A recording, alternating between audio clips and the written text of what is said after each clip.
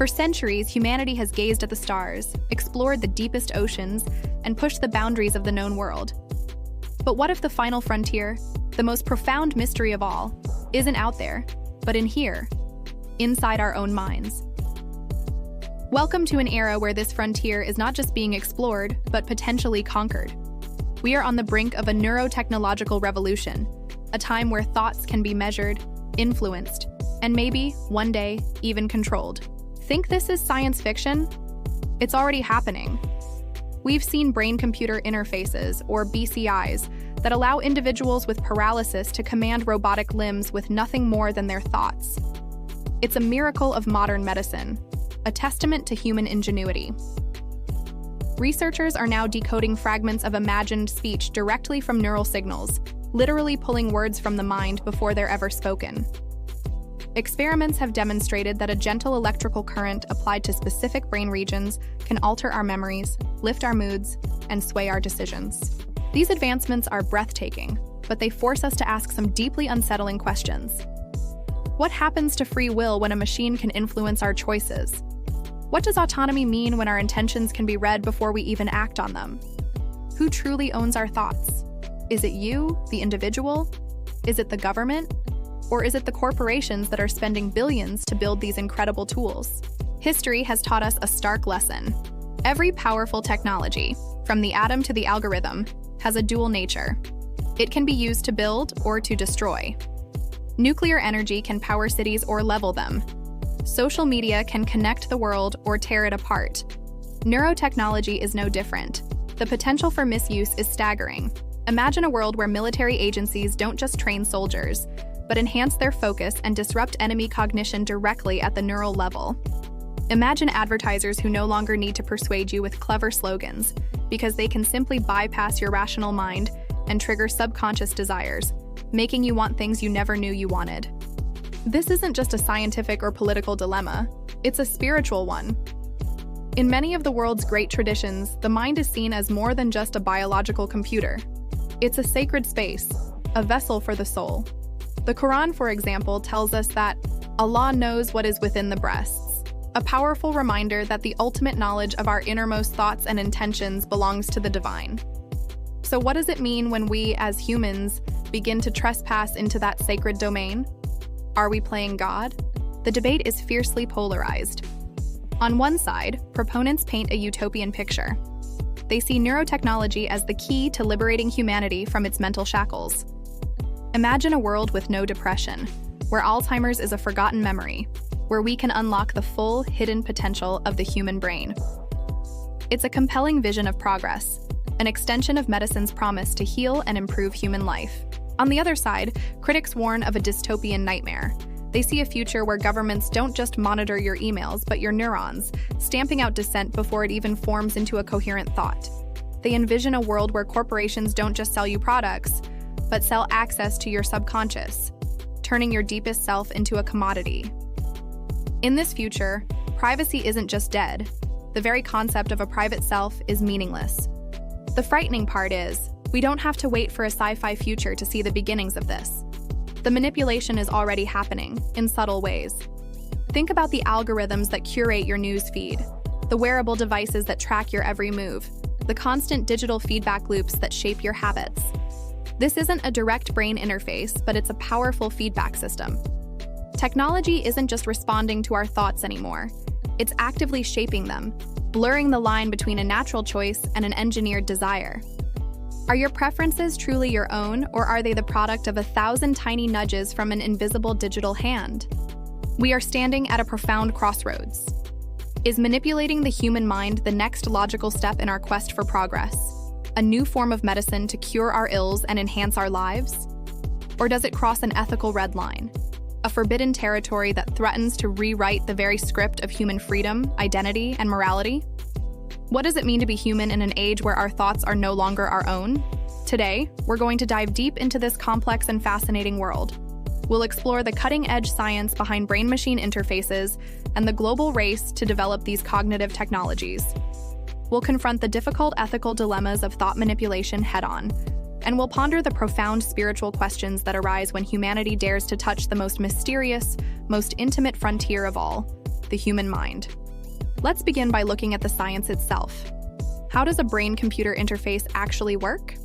At its core, a BCI is a communication pathway between the brain's electrical activity and an external device.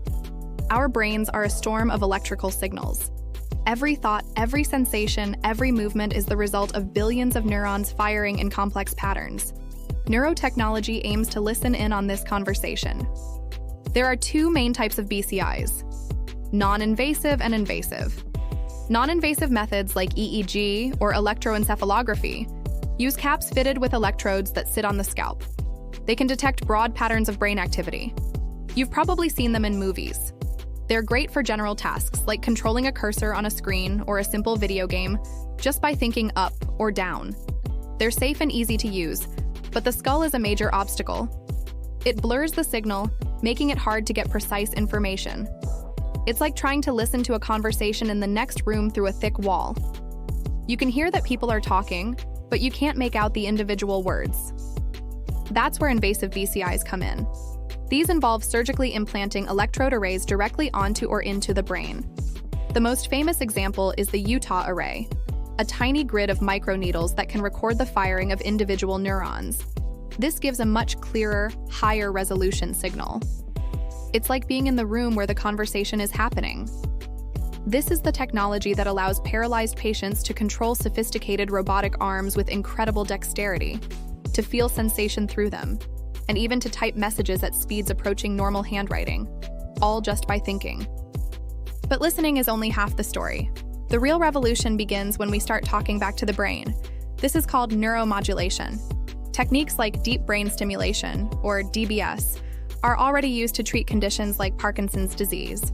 By sending electrical impulses deep into the brain, doctors can disrupt the faulty neural circuits that cause tremors, effectively rebooting a part of the brain.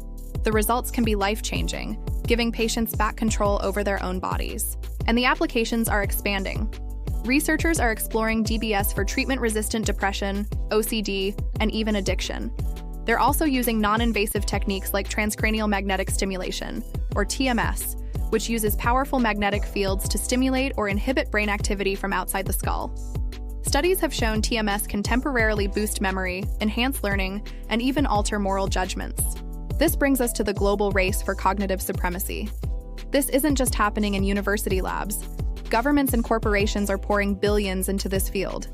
In the United States, the BRAIN Initiative, launched by the Obama administration, has funded a massive effort to map the human brain in unprecedented detail.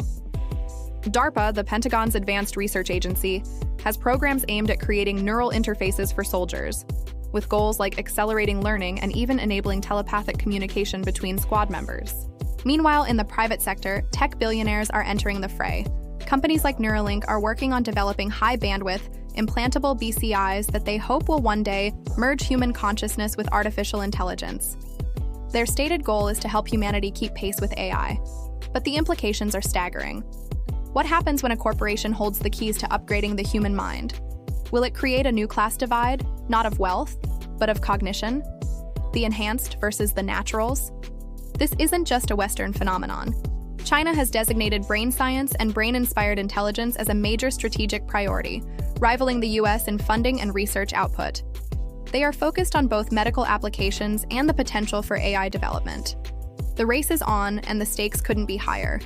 The nation that masters neurotechnology could gain an unprecedented economic, military, and intelligence advantage. And this is where we have to pause and confront the ethical minefield we're walking into. Let's start with the most fundamental question: cognitive liberty, or the right to mental self-determination. Do you have a right to control your own consciousness? It seems obvious, but neurotechnology challenges it directly. Consider a future courtroom. Could brain scans be used as a form of neural lie detector to determine guilt or innocence? Even if the technology were perfect, which it's not, would it be a violation of our right to remain silent if the state could simply read our memories? What about pre-crime? If a brain scan could predict a person's likelihood of committing a violent act, should society intervene before they do anything wrong? We're talking about punishing people for their thoughts, their predispositions. It's a concept straight out of Philip K. Dick's Minority Report. Then there's the problem of enhancement versus therapy. We all agree that using neurotechnology to restore function, like helping a paralyzed person walk, is a good thing. But what about using it to make a healthy person better? What if you could buy a memory upgrade or an implant that makes you more focused or creative? It sounds great, but it could create a two-tiered society. The wealthy could afford cognitive enhancements, giving them and their children an insurmountable advantage in life, while the rest are left behind. The gap between the haves and the have-nots would become a biological reality. And what about the nature of the self? Our memories, our personalities, our beliefs? They make us who we are. If these can be altered with a device, what happens to our sense of identity? If you get a mood implant to cure your depression, are you still you? If you erase a traumatic memory, have you healed, or have you just deleted a part of your life story? These are not easy questions. The very core of our being, our struggles, our triumphs, our pain, and our joy, could become editable, programmable. This brings us back to the spiritual dimension. When we talk about altering the mind, we are touching upon what many traditions consider the seat of the soul, the essence of our humanity. The idea that our inner world is a private, sacred space is a cornerstone of human dignity. The intrusion of technology into this space is not just a privacy issue, it's a spiritual one. It raises questions about what it means to be a created being. Are we overstepping our bounds, trying to seize a power that doesn't belong to us? As we stand on this precipice, the path forward is unclear. Banning the technology seems impossible and perhaps even immoral, given its potential to alleviate so much suffering. But allowing it to develop without oversight is a recipe for disaster. We need a new set of ethics, a Neuro-Rights framework to guide us.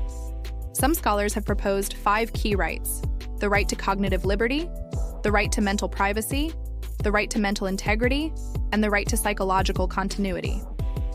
This conversation can't be left to scientists and Silicon Valley billionaires alone. It needs to include ethicists, lawyers, artists, theologians, and most importantly, the public. We all have a stake in this future. We need to decide as a society what lines we are not willing to cross. The journey into the human mind is the most incredible and perhaps the most perilous adventure humanity has ever undertaken. The tools we are creating have the power to heal us, to elevate us, and to unlock potentials we can barely dream of. But they also have the power to enslave us, to divide us, and to strip us of our very humanity. The choice is ours. We need to proceed not just with ambition, but with wisdom, with humility, and with a profound respect for the mystery and sanctity of the human mind. Thank you so much for joining me on this deep dive. This is a topic with no easy answers, and I'd love to know your thoughts. What do you think is the biggest promise of neurotechnology? And what is the biggest threat? Let me know in the comments below. And if you found this exploration valuable, please consider liking the video and subscribing to the channel for more content that challenges the way we see our world. See you next time.